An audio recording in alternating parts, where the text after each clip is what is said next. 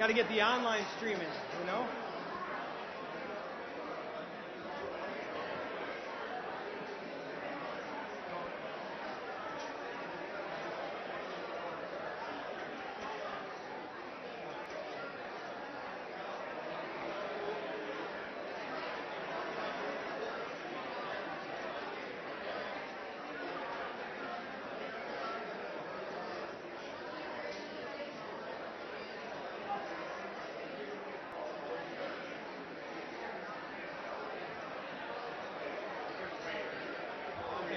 We're waiting on Steven.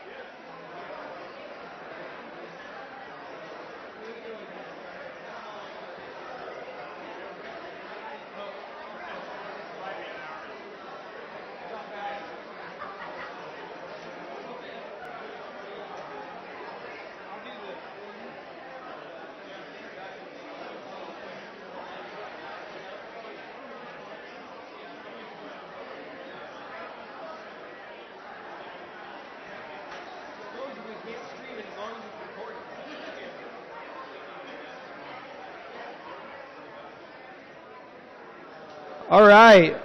Welcome, everyone.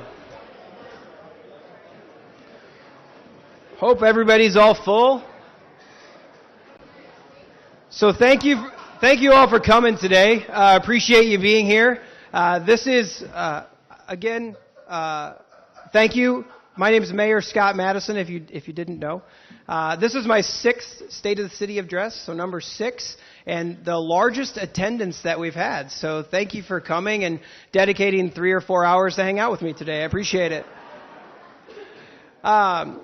So when I started this, I was obviously a little bit less gray, a little bit more rested, had no kids. Now I have 3. The rested part, probably because we have a 3-month-old, but came into a city that was really moving in the right direction, and we're continuing to do that now with the support that we have of all of you in this room and a lot of other factors that are out there. So we're halfway through my 2nd term. Over the past year, we've come a long way in achieving a lot of accomplishments, and there's still a lot of challenges. I think with anything, I'm proud of where we're at today and the position that Clinton's in, and we're going to kind of go through that stuff today. So the first thing that we like to talk about is always with communication and partnerships. Those are extremely important. There's those relationships throughout the community that help the city thrive. Just some of the key partners that we have here today, and it's not all inclusive, but hopefully we get everybody. We have our federal senators, Grassley and Ernst, and Representative Miller Meeks. I know Penny's here and some of their staff from those places, so thank you very much. Senator Zimmer, Representatives Mumpson and Detterman, Clinton County Development Association, Grow Clinton with the rowdy table up here. Yep. Clinton Community College, our county supervisors, I saw all of them. The Clinton schools, hi Cindy, thanks for coming, appreciate it. The county staff, our neighboring cities, Comanche, DeWitt, Lowmore, Fulton, and our surrounding areas. All the local business owners, developers, our insurance providers, our utility providers, all those new businesses that started up over the last year here in Clinton and before. Nonprofits, all of those volunteer groups, hopefully I included everyone. It really does take an entire city to run a city, and we appreciate each and every one of you. The last group of people I will thank are the elected officials in the city of Clinton, the council members. Can't do it without them. I've really enjoyed working with them over the past 6 years, and we have at least 2 more left here.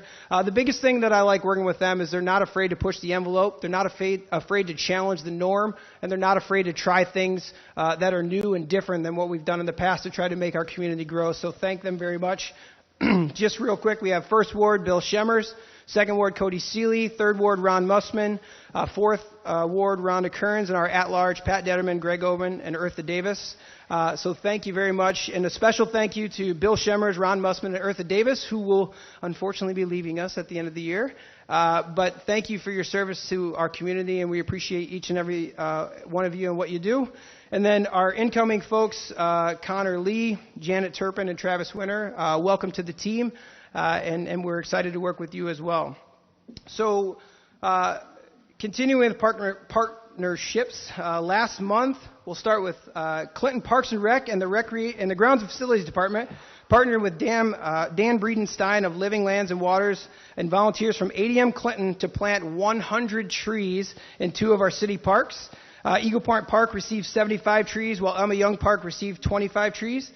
This initiative, spearheaded by Living Lands and Waters and ADM Clinton, was a great way to replace many of those trees that were lost over the derecho in 2020. It's hard to believe that we're still replacing trees because we did lose a lot, but we've also planted a lot. There's nothing better than continuing to enhance our parks, and this was a great way to do that, putting those 100 trees in there. Living Lands and Waters was founded by Chad Pregracki in 1998, responsible for hosting river cleanups, watershed conservation initiatives, workshops, tree planting, and other key conservation efforts. And according to Living Lands and Waters representative Dan, they've planted over 2 million trees since the organization's inception, and we're proud to be part of that 2 million that they've done. One of our largest partnerships involves ADM and the city's regional wastewater reclamation facility. Our director, Taylor Kleppe, who's come on board, doing a really great job. 2025 has been a remarkable year of progress and transformation for the RWRF. After years of planning and design and construction, the plant is now nearing completion. It basically doubles the size of what we had there, and it creates one of the most advanced and energy-efficient wastewater treatment plants in the Midwest. The RWRF expansion is a $135 million investment. That's the largest investment in infrastructure that the city has done in the history. The existing facility that we have was constructed in 2010, was originally designed to treat about 5.6 million gallons per day and up to 17 million gallons per day during wet weather. The new expanded facility will have a capacity for average flow of 11.6 million gallons and up to 26 million gallons at its peak capacity. So this has allowed the city to fully treat and combine the wastewater from Clinton, ADM, and some surrounding communities. So this is a multi-contract project that began in 2023. It includes new anaerobic BVF reactors, which I never thought I knew what those were, clarifiers, aeration basins, and a UV disinfection system, and full solids handling upgrades. With construction now about 99% complete across the 5 major contracts, the facility is fully operational and will be receiving flow from ADM with the full system integration by the end of this year. So that's a huge project, a major milestone. And with the startup of the BCR biosolids dryer, which will allow the city to produce EPA Class A biosolids, a clean, reusable, and nutrient-rich product used for agriculture, landscaping, and soil restoration. This advancement has drastically reduced waste volumes and transformed the city's solids handling process into one that is sustainable and efficient, which is outstanding. The RWRF project also represents more than infrastructure. It's a long-term investment in sustainability, innovation, and the future of our community. Clinton really is leading by example. That modern wastewater treatment can protect the environment, recover resources, and create lasting value for generations to come. This is a photo of the UV facility, which is another increased capability out there at the RWRF. Looking ahead, the next part of that would be a renewable natural gas system that will capture and clean methane gas from the anaerobic reactors. Once this is operational, the system will convert biogas into pipeline quality renewable energy, turning waste into a valuable resource for the city of Clinton and supporting long-term environmental goals. Moving into the rail park. The rail park has seen private investment of $255 million and public road and utilities investment of just over $28 million over the last several years. Public roads have been updated for $7 million, public rail, $4.75 million, utilities, $4.77 million, 638 of that was public investment on sewer, with the potential of close to a $2 billion project upcoming, and then another $35 million slated for more infrastructure.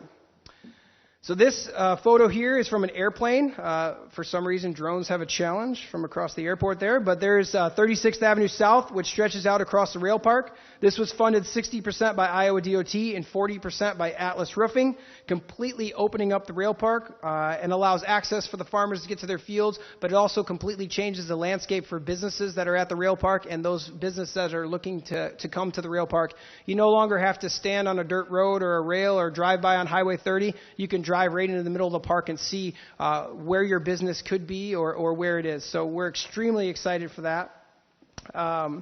The public rail, seen on the next image, thank you to the Deputy Chief for the photos from the airplane, is a bit over a mile in length and can see it opens up into separate lanes servicing the rail park, and rail cars moving out there is going to be a huge part of the additions that we see. Obviously, the rail park is a huge asset, and it's always great to see the growth in the rail park. It's just another look here from north to south, where the public rail is now installed. Super 8 Logistics continues to build, and so does Atlas Roofing, with Hobo hopefully on the final stretch, and then the final approval, when they get the final approval from their offtake corporation happening in January of 26. So a lot of great things happening at the rail park, a lot of investment, a lot of excitement out there. So transitioning from the rail park itself, but staying with economic development, Adcraft Printware's new facility up in the Lions Business Tech Park marks a significant step in local economic development. The building features a dedicated retail space for sporting goods and fan gear, complemented by 2 food service tenant areas to create a complete customer experience. At its core, it's a state-of-the-art custom apparel lab and showroom designed to elevate interactions. Inside, they'll have office spaces, break rooms, conference rooms, and a marketing studio to foster creativity and collaboration, along with their streamlined warehouse. So extremely cool to see that investment out there at the Lions Tech Park, too. So both sides of the city are seeing great investment from businesses, both locally and then from outside the community. So after you pick up your sporting goods up there, you can head down to the historic church, which is now welcoming the owners Nathan Fuller and Keith Gutierrez from Seven Hills South. If you haven't been there, they're doing a wonderful job with that as well. The menu looks great, and more fun down there at the church. This year we also had, I didn't want to put this in here, but I had to. The Copper Mill is opened its doors into an empty facility to provide premier dining destination, and proving that revitalization is alive and well in our community. They blend a menu with favorites and innovative twists crafted from the finest ingredients. The Copper Mill is set to deliver a dining experience that exceeds expectations. And while Councilmember Seeley is part of that ownership group, he paid me to put this in here. Let's be honest, I think that his partners are probably carrying the weight out there. I saw him folding napkins, and I came to that conclusion. So, no, but seriously, it's a great place out there, and check that out as well. So adding other dining options into Clinton, that's something that people always talk about. A few years back, we had the Japanese restaurant Fujiyama come in. We had Soy 5 come in with Thai, and now we welcome Punjabi flavors and American favorites out at the old Best Western area. So now we have another ethnic restaurant that's coming in, which is really cool. Continuing on the thread of economic development, I truly believe that the update to the school is extremely important. That's something we talk about a lot in economic development. It's not always what you have in your community, because the schools is a big part, business-wise, but schools are a big part as well for people that are looking to move here and transition here. So they've done a marvelous job thus far with the academic wing, the fine arts wing, and then ongoing to finish that administrative wing there, and you can see the video up there of the great progress they have there. So let's talk a little bit more dollars and cents. So $1.08 billion in capital improvements, either ongoing or planned, from commercial, manufacturing, industrial, creation of 701 high-quality jobs and 198 part-time jobs. This doesn't include the potential Hobo project at the rail park for $1.3 billion. So we have a lot of jobs coming, a lot of investment in our community. We've seen just over $87 million for housing. That's single-family apartments. Just to name a couple, $20 million in Valley Bluff Apartments. Cottage Bluff was $7.8, and then the $1.5 for the build-to-suit townhomes on South 4th Street. So we're trying to do here is not only grow ourselves on the economic side through businesses and things like that, but we do want people to live here and move here. In our last labor shed that we have over 9,000 folks that work in the city of Clinton but don't necessarily live here. So we're doing our best to try to capture those folks to get them in here as well. Finance is always something that people are concerned about, and we are as well. So first, I'd like to give a shout out to Anita Dalton. I know she's here. She'll be departing the city. She'll be sorely missed, but I want to thank her for her 12 years of service. And can we give her a round of applause real quick, please? Thank you.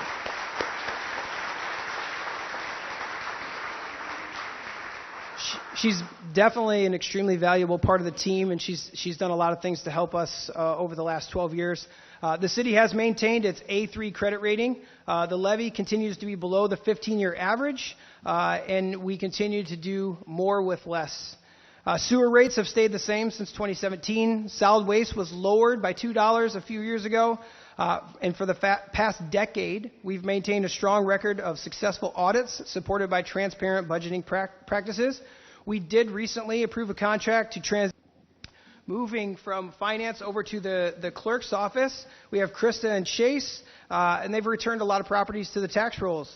We're making strides in revitalizing our community in that way. So since 2019, property sales have generated over $552,000, putting previously unused properties back to work, whether it's a new business or someone combining their lots, but we're moving those properties back to the citizens, which is exciting. We're always committed to transparency and accessibility. Our iCompass portal is the one-stop shop where you see agendas, minutes, videos, press releases, and you can go on there and sign up for alerts if you want to as well. It's always a great way to get information on when meetings are happening. We have about 150 subscribers, so I think there's about 200 people in here, so I think the numbers will tick up a little bit after this, I hope. But it's our duty to keep residents informed, and that's one of the best places to be able to do that and not miss an update, and it's free to sign up. The city's website, if you've been to that recently, has got a major facelift with a clean, contemporary design and user-friendly navigation. It's easier to find what you're looking for. Plus, we've ensured that it has full ADA compliance, making this site accessible to everybody in our community. Records requests is a big thing that we deal with at the city. We've handled over 200 of those record requests in 2025. Just a reflection of our dedication to open government and responsive service. Social media snapshot, that's a big thing these days. We are connecting with our community across many platforms. We have about 7,500 followers on Facebook, 1,000 on Instagram, and 346 on X. Boards and commissions, something that I'm extremely proud of. Our online applications for boards and commissions and committees, we've had 51 submissions this year. It just shows a strong sign of community engagement. So thank you to the council for implementing some feedback that we had with the Advisory Appointments Committee. We recently updated the application for that, which is more comprehensive. It gives that Advisory Appointments Committee more information as we're reviewing candidates and things of that nature. But we have tended over the last 6 years to maintain full capacity on boards and commissions, which is extremely outstanding. And I just want to thank all the volunteers for those boards and commissions because they are extremely important, and we appreciate the work that each and every one of those folks do. The city clerk's office has also been busy with licenses. We have 160 plus licenses for food trucks, tree trimmers, and all those types of things, 70 plus retail alcohol licenses, and 30 plus for tobacco, nicotine, and vape licenses, and 5 device permits. And we highlight those because that's a lot of work, putting those things together and getting information compiled and getting those out there so our businesses can operate in the community. So back to the social media. Our highest number of likes last year was for Clinton snow plowing stats, so that's pretty good. There are some tags on your tables that are the sponsors for the snow plows and the things like that. So if you want to sponsor, you can write your name on one of those and give it to me or Tammy, and you can sponsor one of the snow plow trucks. So always a big stat that people are looking at. Moving to Tammy and community development with her team, Joel and Mike, continue to work with the property maintenance code, which is what was brought into scope in 2018 and then updated in 2020, and we now hold a lot of folks accountable for maintaining their properties. We're continuing our commitment to enhancing Clinton's neighborhoods and commercial districts by ensuring public health and safety through the enforcement of our ordinances. The Community Development Department works together with residents to develop action plans for necessary repairs, and they help connect them with resources to assist them to make repairs possible. Together with the Community Development Department, we're building a stronger, safer, and more vibrant community. 2025, we had 44 properties that were given notice under the International Property Maintenance Code. 16 of those were abated, and 28 are currently have a process to fix the violation, and they have those action plans. Owners this year have conducted demolition of 5 houses, 1 commercial building, and 6 garages. So since 2017, the city's demolished over 100 nuisance properties, with the property owners on their own taking care of 62 additional demolitions. So that's 162 demolitions over the last since 2017, and that Property Maintenance Code is hoping that the taxpayers don't have to foot the burden forever to take down those properties. We want people to own property, but we want them also to maintain them, to take care of it, so that it's not our burden to tear those down. We sold 10 city properties that returned them back to the tax rolls, and the neighbors were able to get that property, expand their land, and then put that back on the tax rolls as well. Another program that I don't know if you know about, but through community development, we have a city roof rehabilitation grant, and it was established in 2023. Since its inception, we've completed 19 roofs. We have 2 more in process that'll be done before the end of the year. I think this is a great program that also helps to try to keep those houses not end up on a demo list, because the roof obviously is the first line of defense to weather. So outstanding there with that program. Lead in Healthy Homes is another big program that we have, because we do have an older housing stock in Clinton. We received a $5.2 million grant. It's in conjunction with Maquoketa for the next 3 years to abate lead in homes. We currently have 43 applications, and 9 this year have already been finished. And that's a federal program that we've had a couple contracts on, and we're really excited about continuing with that as well, and our work with ECIA on that contract. We have the YMCA redevelopment. So to protect the historic corner portion of the YMCA building, Phase 1 began in January of 2025 with the structural separation of the building to prevent further water infiltration. This critical preservation effort was completed in May of 2025 and funded through ECIA's EPA Brownfields Revolving Loan Fund. Phase 1B, I guess, would be a focus on asbestos mitigation within the remaining structure and paving the way for future redevelopment. This phase is also funded through the EPA Brownfields Revolving Loan Fund, and that's expected to be done in the spring of 2026. So IEDA and their Community Development Block Grant, moving downtown there, the City of Clinton was awarded $650,000 with the business owners and the city both providing matches to this grant through the CDBG project. And this is for the Ankeny Building at 220 Fifth Avenue South, the State Farm Insurance Building at 508 South 2nd Street. These funds will help improve structural integrity, enhance the neighborhood aesthetics, and support ongoing community development goals. This is a similar project that was on the Wilson Building, and then Elite Graphics, the Creative Design Works, Restrelli's, I'm testing myself here, Doodads, and then the building right next to that as well. So this is another project that we're doing to help with the facades downtown and in the Lyons area to get those back. So last year we discussed the 1,000 block of South 4th Street, and since then a lot has changed. Thanks to the $500,000 EPA grant and the demolition funds, the remaining buildings were removed, paving the way for new development. Today, Build-A-Suit has completed 4 modern townhomes, adding quality housing to a neighborhood surrounded by great places to work, shop, and live. Speaking of community investments, let's head over to Parks and Recreation. There's a lot going on over there. So our director, Josh Eggers, and his team, this year, Parks and Rec Department signature program, Safety Town, celebrated its 50th year, which is extremely awesome. This program covers a wide range of training topics for area youth entering kindergarten, ranging from memorizing important phone numbers, their address, stranger danger, traffic safety, and more.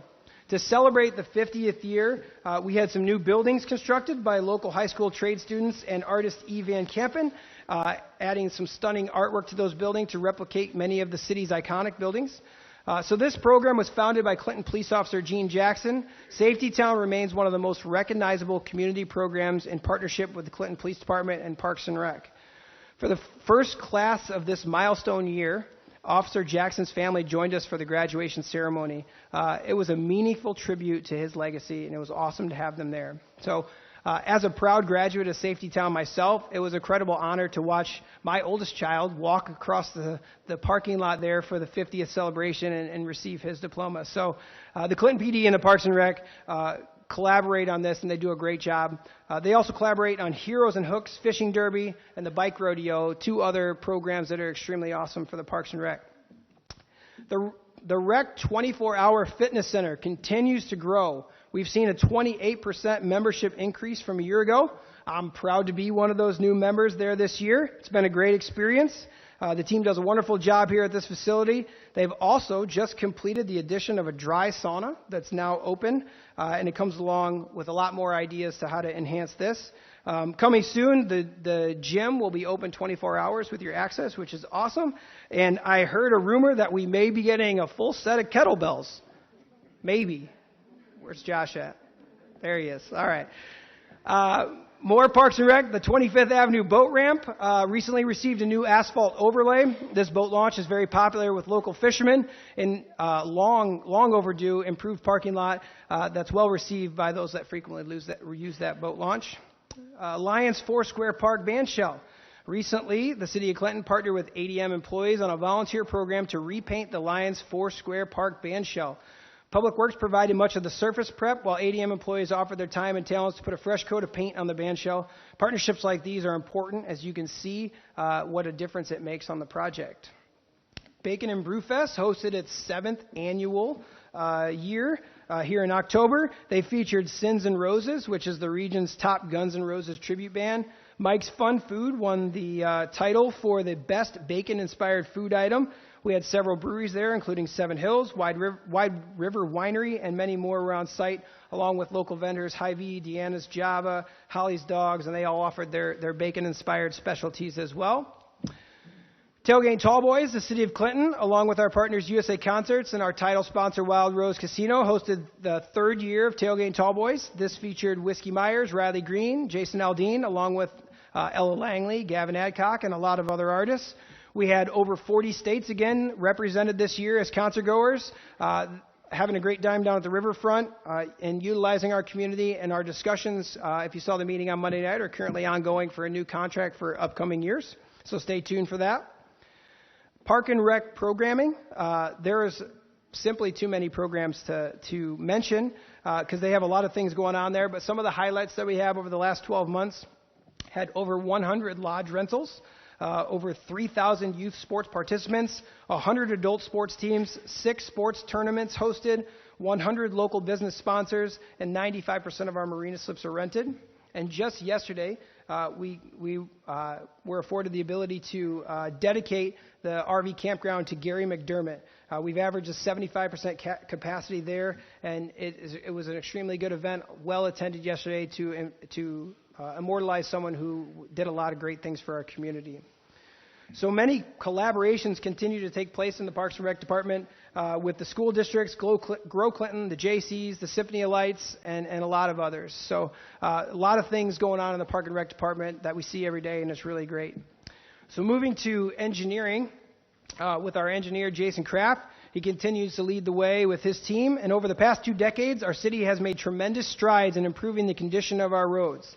In 2007, our pavement condition index stood at 34 out of 100.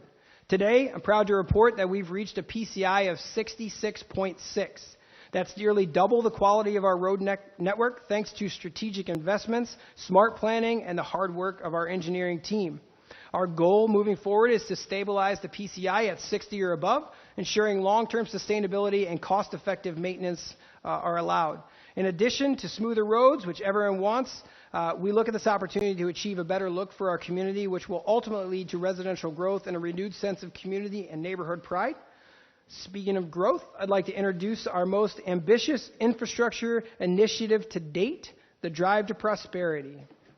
The Drive to Prosperity project is a cornerstone of our infrastructure strategy. Running from 2025 through 2028, it's divided into 2 major phases. Phase 1 focuses on Manufacturing Drive, and Phase 2 tackles Bluff Boulevard. And the caveat is I know it's been painful, and it might be a little more painful for the next couple years, but those parts of that road that are completed are outstanding, and it's long overdue, so we're excited for this. Because this initiative on that road is not just about paving roads. It's about laying the foundation for economic growth, improving freight and commuter mobility, enhancing long-term resilience. We're integrating traffic safety upgrades through the corridor, including improved intersections, pedestrian crossings, and updated signal systems. By taking a data-driven approach and coordinating across departments, we're ensuring that the Drive to Prosperity delivers real, measurable benefits for our residents and businesses and a transformative investment in Clinton's future. So just a couple of the highlights. We're going to work on skewed intersections. We're going to straighten some of those out. You'll see the first roundabout in Clinton on 19th Street. There's a ton of infrastructure work done with sewer and our electric power and things like that. We're replacing 2 bridges, which is a tall order. We'll be working there. And it's going to go from Highway 30 all the way down to 4th Street there as well. So the road construction there is going to continue to go. We're going to continue to get it done, and it's going to be a wonderful project as it's done, as you can see us sliding through here. All right. Project snapshots for 2nd Avenue South reconstruction. That's been a long project as well, but it's going to be a full road reconstruction, sewer separation. So we're separating the storm and sanitary sewer, which is extremely important. We're hoping the work for the sewer will be completed by the end of 2025. South 4th to South 6th will be completed in 2025 on the road work, and the remaining section for up to Bluff Boulevard is scheduled for 2026. All right, where are we at on the thing there? We also have a couple other ones to look at. First year we've had video, so it's kind of cool. 1st Avenue and Lawrence reconstruction was a big thing. Babetta Court. So you can see that we're not only working on main thoroughfares and the main roads, but we're highlighting all of the roads throughout the neighborhoods, the courts, the dead ends, and all of those things. So they're all on the list, and we're working hard to get through there. We also have a bridge on 2nd Avenue South out by the Brandon Hills area that we're working on. That definitely needed some work there, and we're trying to continue to work as fast as we can. And you'll see the boat ramp up there as well, the 25th Avenue boat ramp that was repaved. So, all right. Moving into the police with Chief Kevin Gerian continuing to lead the CPD. Calls for service are defined when a citizen calls for some type of service. This is not an all-inclusive list. 30,009 yearly calls equates to about 82 calls a day. This is divided by 2 shifts, so about 41 calls per shift. Overall, our calls for service were down 23.1% in 2025. However, the CPD took 23.1% fewer calls and incident reports. Those reports were 2,545, and that's down 26%. The police department welcomed 3 new officers this past year: Isaac Larkin, Connor Bates, and Jordan Walters. The Junior Citizens Police Academy is also started up. This is a 10-week course designed for middle school students to gain a hands-on understanding of police work and engagement in the criminal justice system. Throughout the program, participants actively engage in realistic activities such as conducting traffic stops, collecting and analyzing crime scene evidence, and following a case through the court trial process.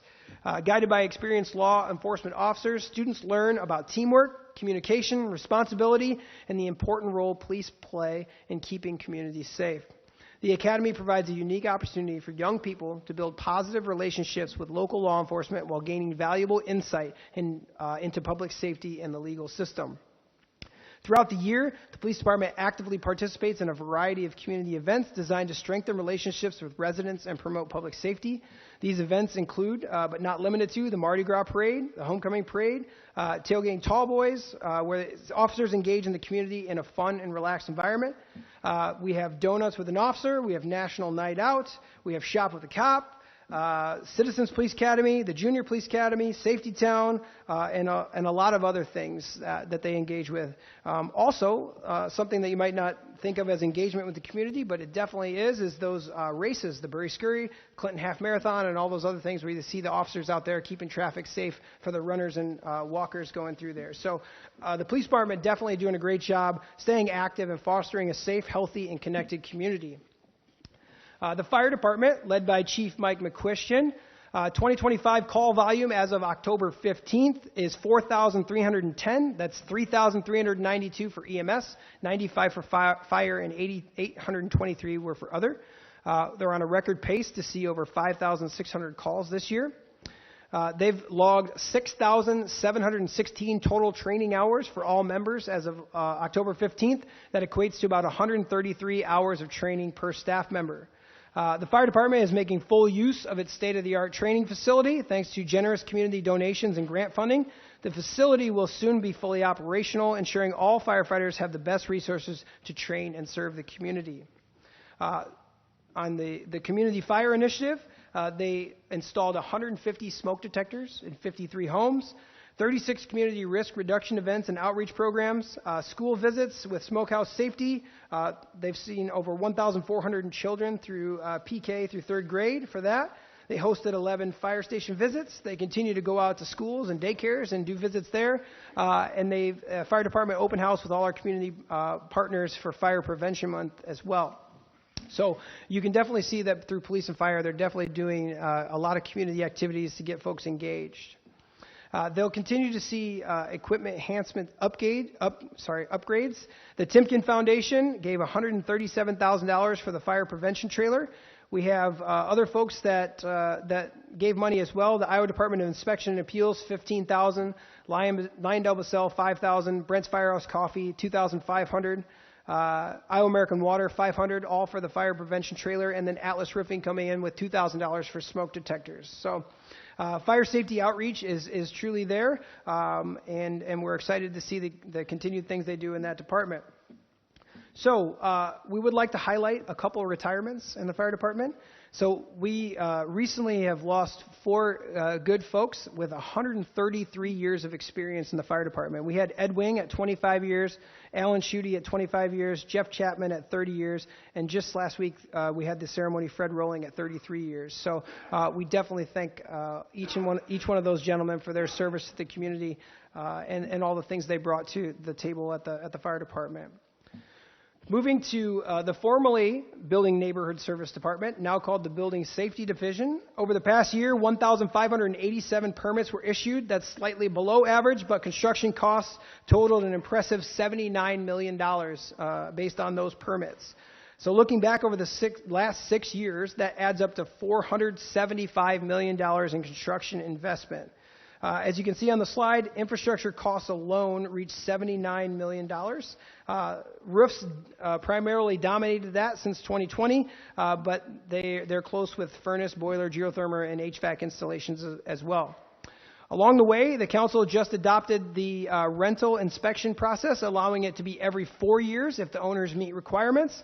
As you can see, Clinton still has 3,734 rental units in the city, which is a whole lot of inspections every other year for our folks that work down there at Building Safety. So every 4 years, we'll assist the inspectors and the property owners. In addition, the team conducted 1,132 building inspections, 258 plan reviews, and 261 zoning reviews. Moving from there, we're going to go out to the airport.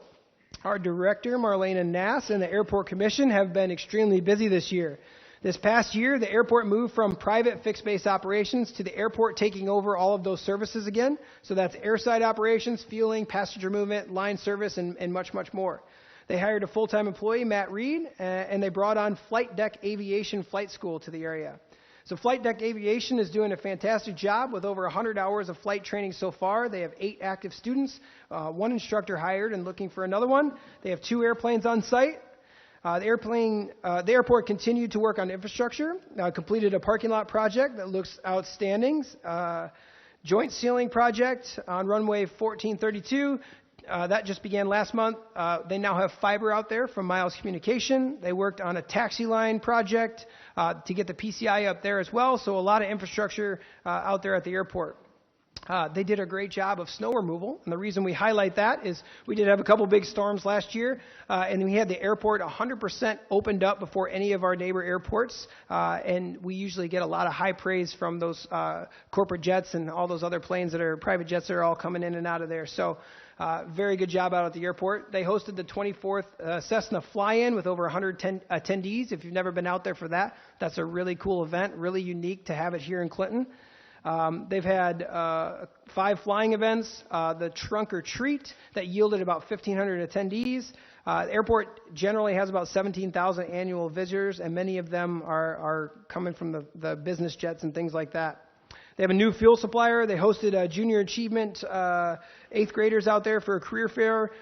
More projects on the runways. Army National Guard is training with jumpers and chute certification out there at the airport. They got a lot of things scheduled for the next year on that as well. And if you didn't know, the airport celebrated its 80th year in operation in 2025. If you miss the celebration day out at the airport, you miss one of the top community events that I've seen in our community in my time here. The staff and volunteers did a wonderful job hosting Fly Iowa, and it did not disappoint. There was around 6,000 attendees out at their airport, and it was truly awesome to see that out there. And now we have the logo here that was designed by our own Elijah Kraft. Bright young man that loves flying and did a wonderful job on this logo for the event out there. Moving to the library, I will say this: a couple weeks ago we had an update from the library at the council meeting. I would go back and look at that because Susie and her team did a way better job than what I'm going to do here because we have a short time, but really awesome. So they continue to reach new levels with the library, started a new marketing campaign with We Go Beyond Borrowing with the goal of increasing library card holders and program attendance. Cardholders have increased about 900, and the program attendance was by about 6,000 this last year. The campaign, We Go Beyond Borrowing, continues to run, promoting other services the library provides, including free Wi-Fi, internet computers, printing, scanning, faxing, notary services, ebooks, e-audio, and electronic magazines. The Clinton Public Library continues to take care of our 121-year-old historic building. We just had 21 new windows replaced. The front stairs were repaired and some stone replaced. Our Lions Library meeting space is open, taking reservations. The lower level restroom were added along with updating the staff restroom, including the new air dryers to reduce waste. The library board recently voted to apply for the Sustainable Library Certification Program, and we have a new mascot, Diggory the Groundhog. All right, moving to... Gary, we got a few chuckles. Moving to Public Works. We're excited to showcase some of the impressive projects that were completed by the Public Works team. Their talent and versatility deserve special recognition. These folks can truly do it all. Not only does completing projects in-house create a sense of pride and ownership, but it also saves the city significant money. These accomplishments highlight the value of investing in skilled teams and the impact they have on our community. So some of the projects here, the IT offices in City Hall were remodeled, the new paddle wheels on the Showboat, the Eagle Point Park fountain area beautification, entrance to Clinton right off the North Bridge. We did some street work, some catch basins, and some other concrete work. We updated the Public Works Operation Building. And then, as I mentioned earlier, and placed the Gary McDermott RV Campground sign and monument. I think I'd be remiss if I didn't, but I'd like to take another moment to remember Gary and all that he gave for his city and to the state to ensure ADA regulations were improved and implemented.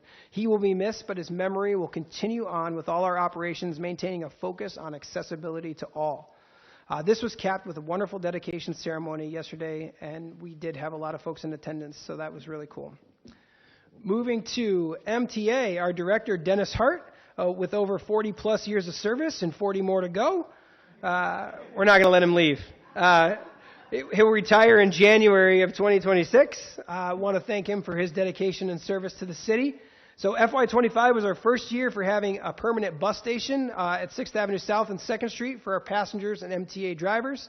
The climate-controlled building with the passenger waiting area and driver area with a restroom has been a positive addition for the MTA department. Excellent use of federal match funds. Our passengers appreciate getting out of the elements if it's hot or cold. Our drivers now have a restroom right at the bus stop. They don't have to wait in line at a local business to use the restroom there. So good for our drivers as well.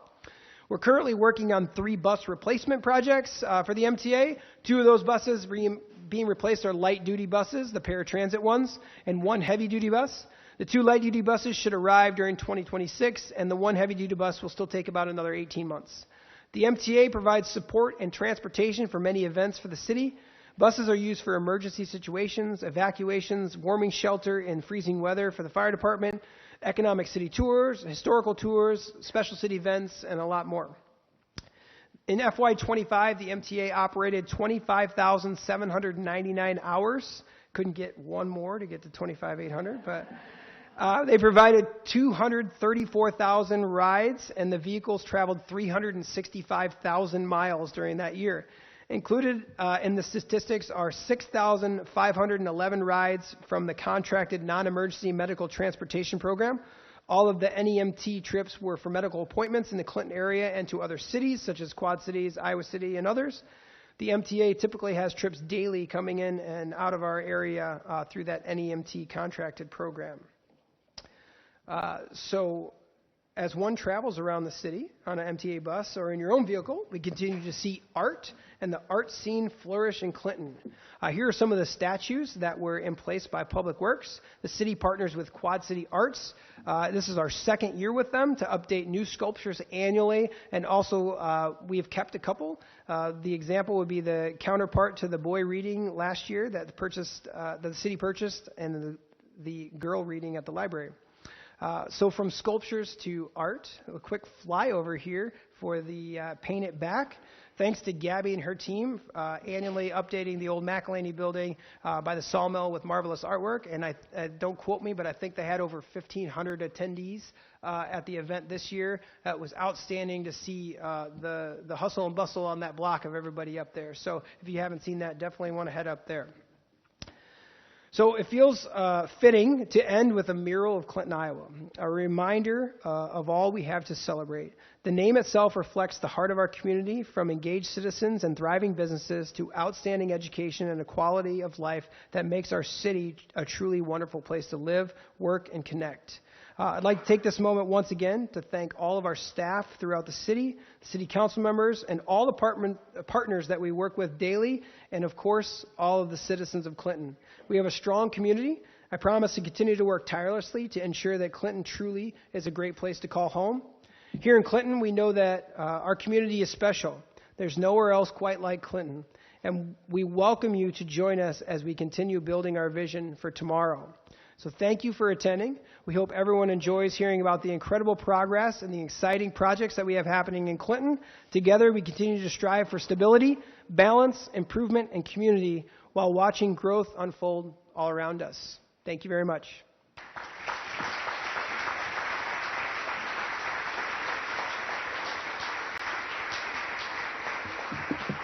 $12.58's not bad.